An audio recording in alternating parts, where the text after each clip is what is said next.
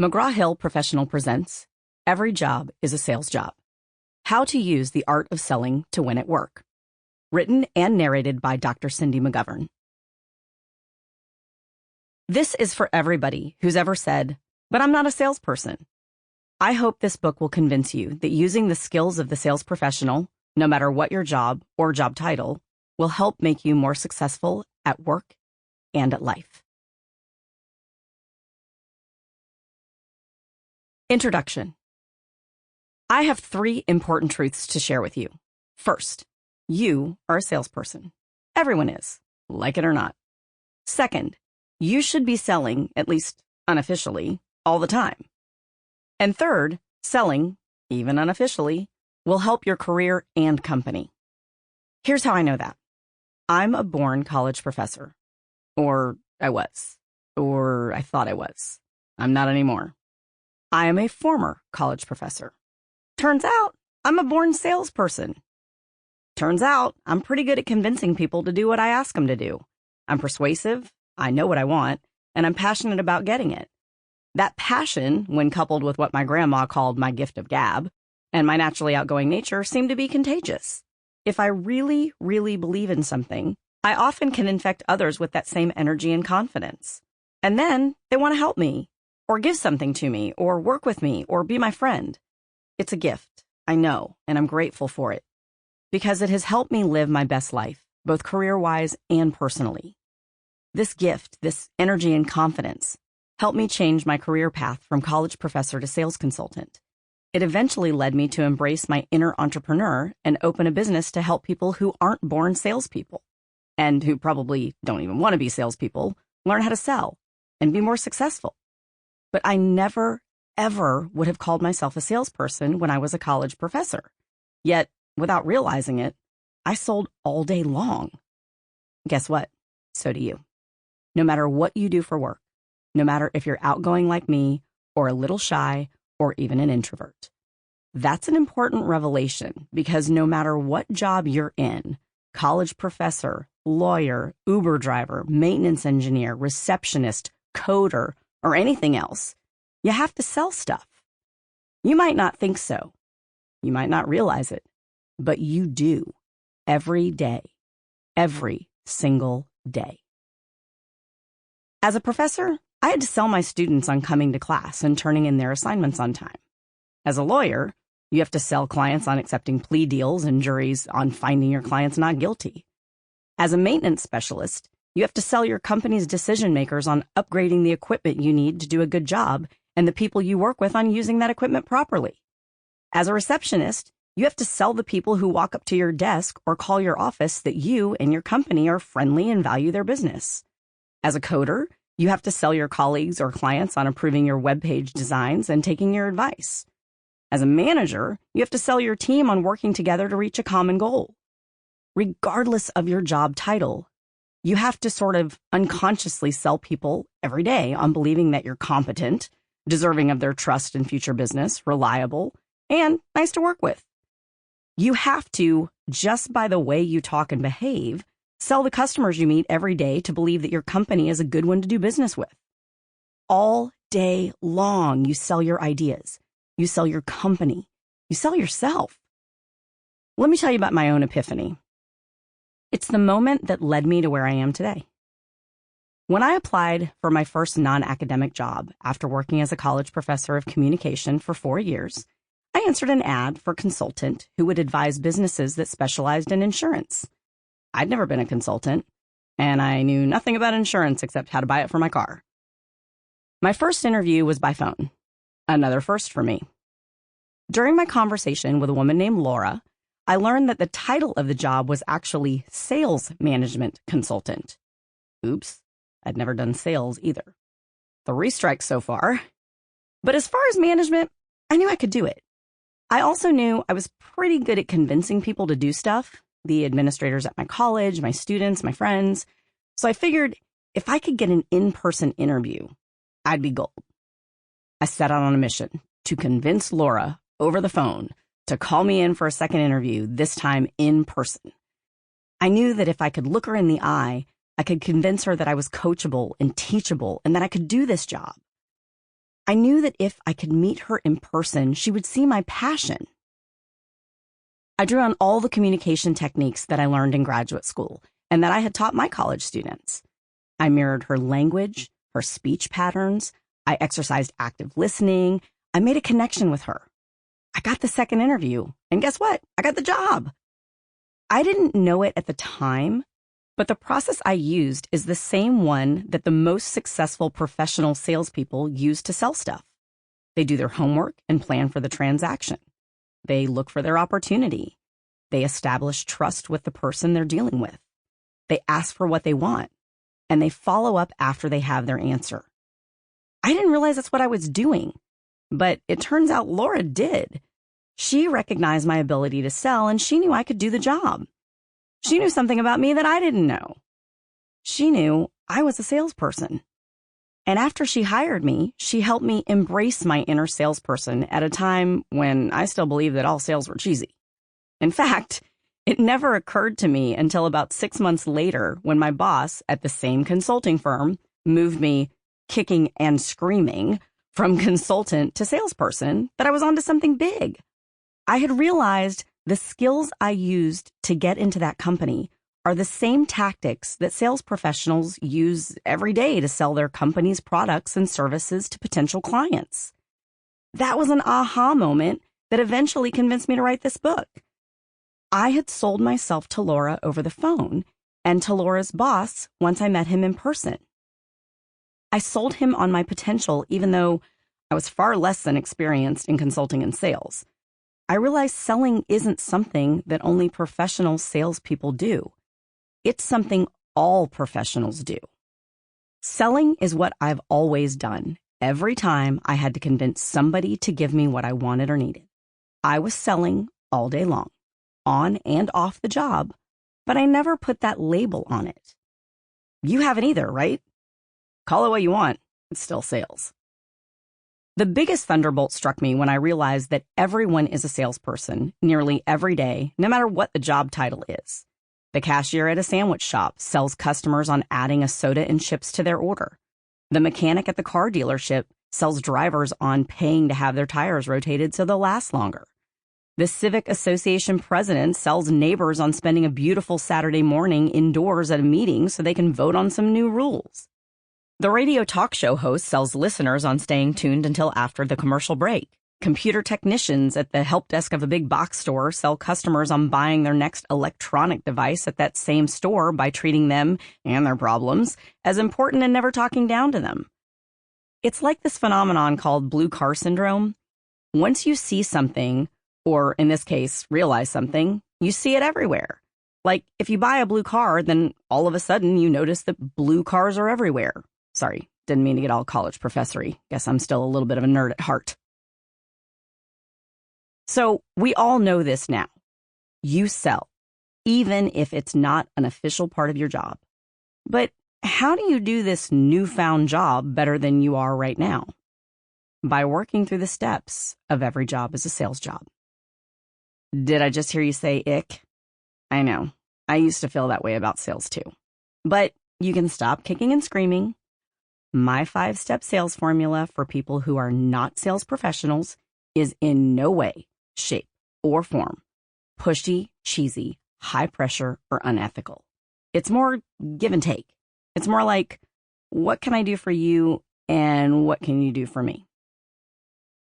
My formula will show you how to sell in a nice way. I play nice when I sell. I always play nice.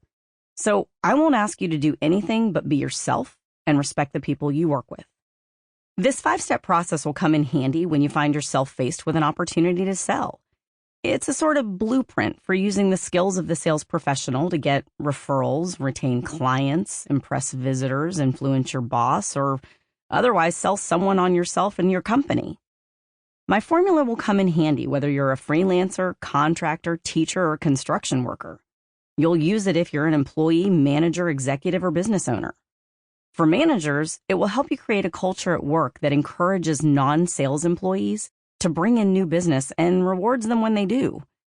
The fact is that anyone who has a job, any job, sells, or should sell. Even those whose work titles do not include the word sales, even those who'd rather be unemployed than accept a sales job, are selling, or should be and could be, every day. If they're not doing their best work. Every job as a sales job has two goals. One, to convince you that everyone who works sells, like it or not, including you. Two, to teach you how to sell successfully, even though you don't work in an official capacity as a salesperson. This is the book that I wish someone had given me when I made the transition from college professor to consultant to sales professional early in my career. To be honest, I wish someone had given me this book before I even accepted my first job out of college as a professor of communication. I know now that I was selling students, administrators, other faculty, and even office managers every time I needed a signature on a form, permission to attend a conference, or a better effort on an undergraduate assignment. But I didn't realize it then. If I had, I would have done way more of it. If I had had this book way back then, it would have saved me a lot of time figuring it out. The formula. Every job as a sales job is broken into two parts. In part one, I reveal both obvious and hidden opportunities for employees with any job title to attract new business, to retain existing customers, and to spot opportunities to sell themselves and their ideas. I will share a secret that inevitably will lead to the aha moment when you realize that you already sell all the time and therefore you already know how to sell.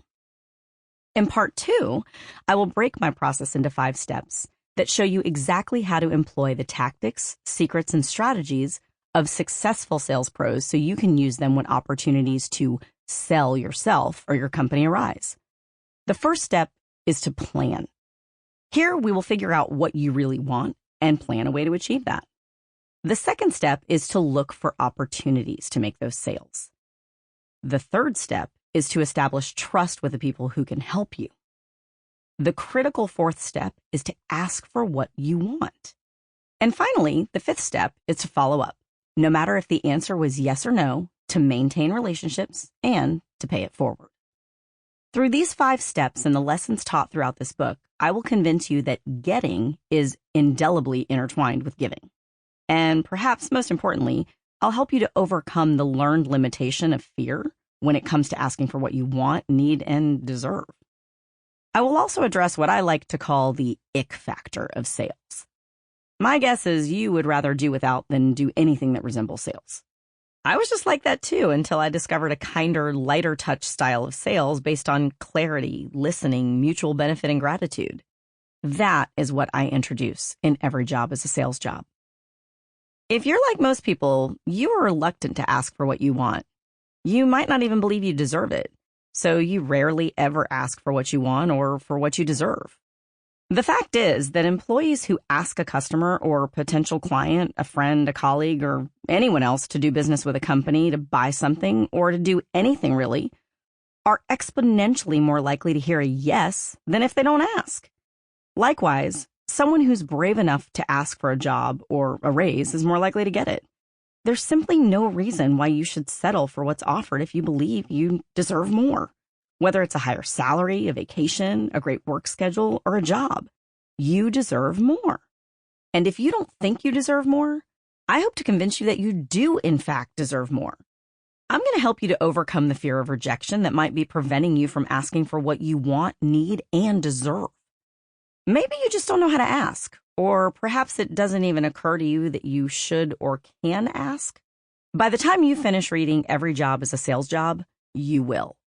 You will know how to use proven sales strategies to come out on top during every one of the constant interactions, which are really transactions, that any employee of any company makes throughout the day. Every Job is a Sales Job will lay out a formula for turning that nice doing business with you handshake into a request for future business in a way that is fair to both giver and receiver, and that is comfortable even for those who are shy or lack confidence. And it will fire you up to do that without resorting to cheesy, pushy tactics so often associated with used car sales or timeshares. But frankly, even those salespeople are moving away from those tactics. This brings to mind the signs I used to see at every restaurant, gas station, and store that said, "Come again." We should do that every time we meet with people. Invite them to come back. Don't assume that your excellent service speaks for itself and that your client or customer will automatically come back for more. Instead, come right out and ask for what you want. Part 1. I didn't expect this. Chapter 1. So you're not in sales? A few years back, I was living in Washington, D.C. The first 95-degree day that summer was also the first day that season that broke 80 degrees. We'd had a long winter and an unseasonably cool spring, so even by mid-June, I'd never cranked up the air conditioning in the row house where I was living with my husband. When I did flip the thermostat on to turn on the air conditioning for the first time on that sweltering day, nothing happened. By the time a few hours had gone by, the house was unbearably hot. I called for help. The technician who came over was friendly and courteous. He covered his dusty work boots with what my grandma used to call footies, the footwear equivalent of a shower cap, so he wouldn't track dirt on my clean carpet. He made polite conversation with me. He listened carefully as I described the problem I was having with the AC. He checked out the thermostat, asked where he could find the outdoor condenser, and crawled into the attic to examine the ductwork.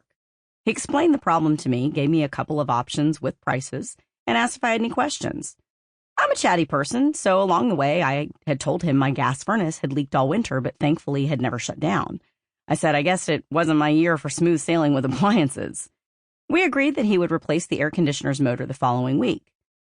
Then he asked me something I didn't expect. Could he see my gas furnace? I took him to the utility closet and showed him the water stain on the floor. He gave the unit a careful once-over and told me why the furnace had leaked and what he could do to solve the problem. We agreed that he would do that repair the following week, too. He left my home with 2 pricey jobs to complete the next week. Why? He saw an opportunity to sell me a furnace repair while the actual job was just to service my air conditioner. The tech, Ben, isn't a salesperson. He's a highly skilled HVAC technician. He doesn't get a commission for adding a furnace job onto an AC service call. He isn't responsible for bringing extra business into the company.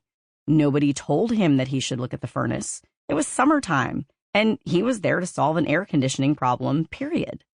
But he sold me nonetheless. Ben probably wouldn't even call that a sale. He'd call it a common courtesy, or maybe a chance to help a customer out, or just doing a good job. He's just a nice guy who heard me say I had a problem, and he knew how to solve it. So he offered, and I accepted. Call it what you want, but I call that a sale. The company wins, Ben wins, I win. Just because your job title doesn't include the word sales doesn't mean you can't or shouldn't sell. My advice? You should sell, and sell as often as possible. Selling is everybody's job. Without sales, none of us would have a job to come to tomorrow. Who should sell? Everyone who meets other people as part of his or her routine duties is in the perfect position to sell additional products and services to those people. They could be customers or clients. They could be visitors to the company headquarters. They could be the neighbors or friends you talk to about work after hours. I can almost hear you saying, but sales is not my job. Isn't it, though? Whether you're the president of the company or a member of the cleaning crew, if you come in contact with people, the public, your colleagues, or anyone really, during your workday, you have a chance to sell. If you're well-dressed, pleasant to be around, good at making small talk, and interested in hearing what people have to say, you can sell. If you're quiet, but you're a good listener, even if you're shy, you can sell. If you have a skill that you can use to solve problems for other people, you can sell. In fact, you already do. Every time you make a good impression on anybody you meet in conjunction with your job, that person becomes more likely to use your company again the next time he or she needs a product or service like the one your company specializes in. That's a potential sale. I knew before Ben ever left my house that day that I was going to call his company again the next time I needed an HVAC tech. In fact, I knew Ben would be my guy every time. I would request him. He made a sale that neither he nor I expected when he first walked through my front door. He also made a customer for life. He made such a good impression that I told all my neighbors about him, and some of them called his company. That's going to add up to lots of extra sales over the years. Chances are good that you've made this kind of unexpected sale too. or that you could have if you had paid closer attention to what your customer was telling you. For example, when you run into a mom at your kid's ball game who asks you where you work, she becomes more likely to call you if she needs something your company offers if you've talked about work in a positive way. That's a potential sale. Of course, the opposite is true as well. If you badmouth your company after hours, you could give people a bad impression of your workplace. That's the opposite of a sale.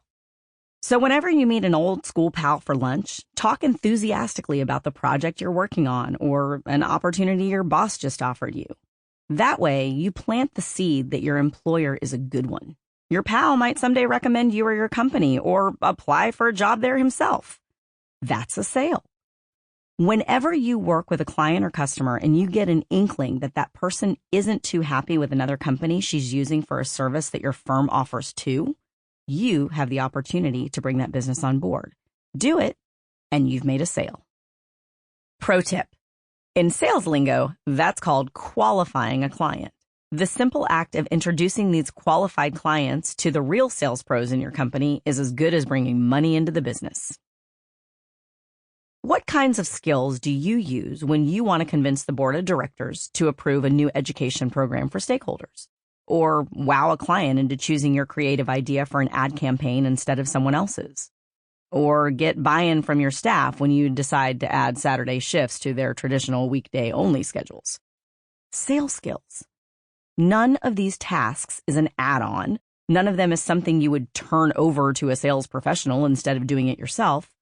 Yet, you're using the skills of the sales pro every time you make a pitch, a request, or a change that involves other people.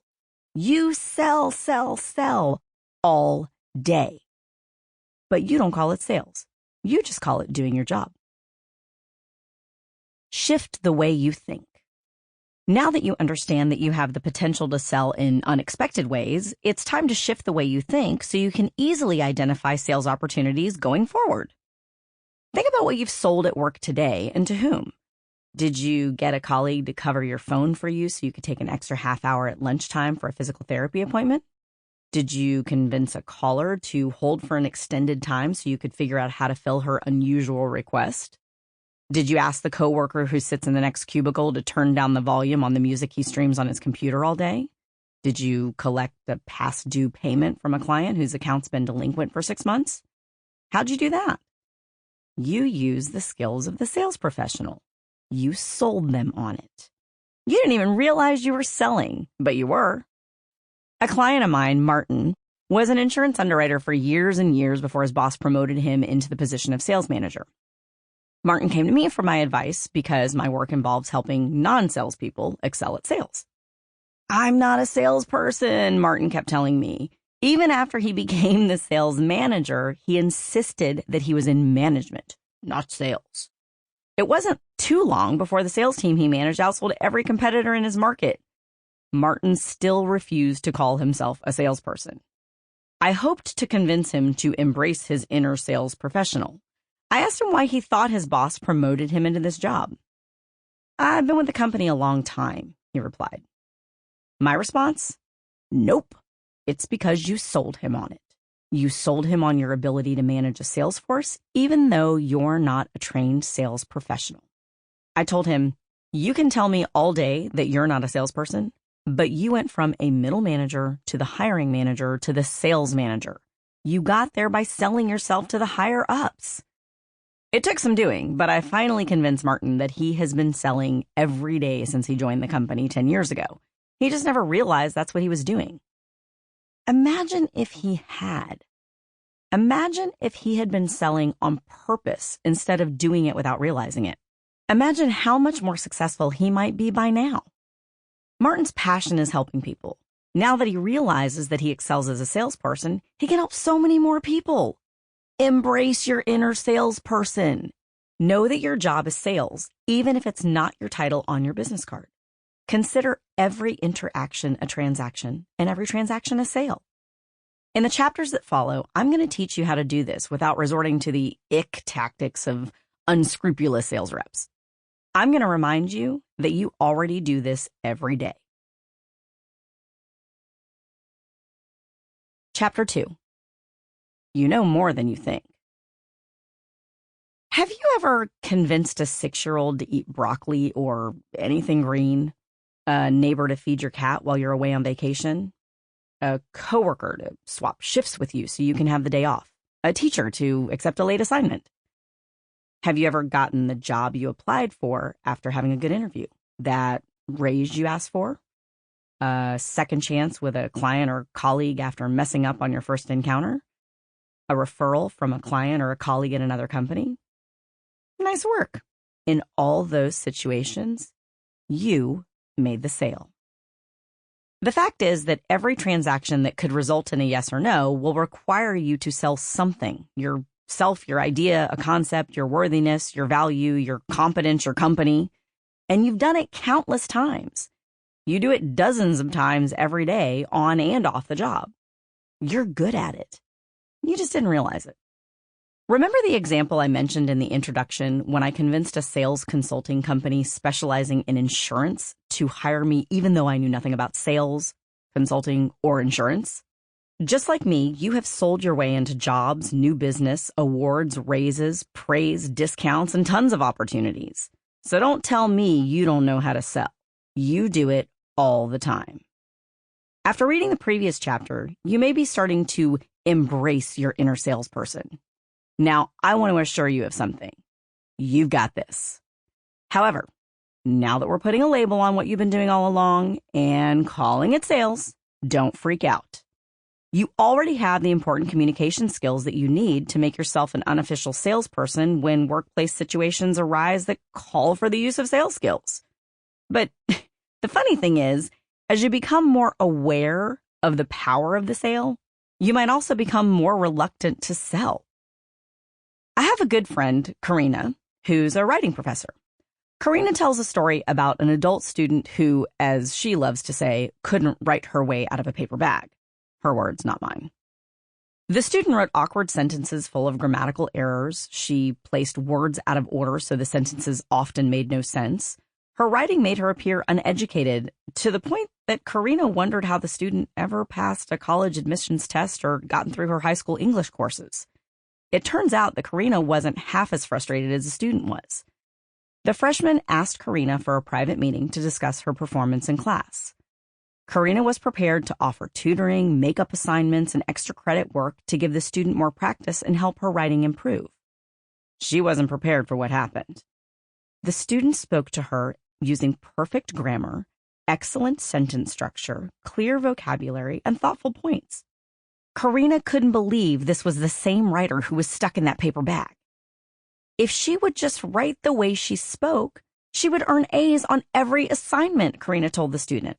She asked her, "Why don't you do that?" It seems that the student intuitively knew how to express herself, but once she had to learn what the parts of speech were called, that the sentence had to be ordered as subject, verb, object, that she had to adhere to a specific word count, that she couldn't include certain details in the first paragraph, on, she began to believe she didn't know how to write at all. As a student tried to conform to the rules and not break any, she threw her intuition out the window. The rules and labels paralyzed her to the point that she simply couldn't write a coherent sentence. She was so afraid she would do it wrong that she could barely do it at all. The same thing happens when it comes to knowing how to sell. The fact is, most of us intuitively know how to get what we want, or at least we know how to try from a very young age. Kids work their parents all the time to get toys, phones, clothes, and cool trips. They blatantly ask for what they want. They figure out how to butter people up and how to play mom off of dad. Once upon a time, you knew how to do all of that too. But somewhere along the way, someone told you to stop. Someone told you you can't be so bold to ask for what you want, or that you shouldn't impose on someone by suggesting a favor. Or someone simply told you no. So you got timid, shy, or careful and stopped asking altogether. Around the same time, you probably started settling. Settling for what was offered instead of asking for what you deserved. Settling for something instead of everything.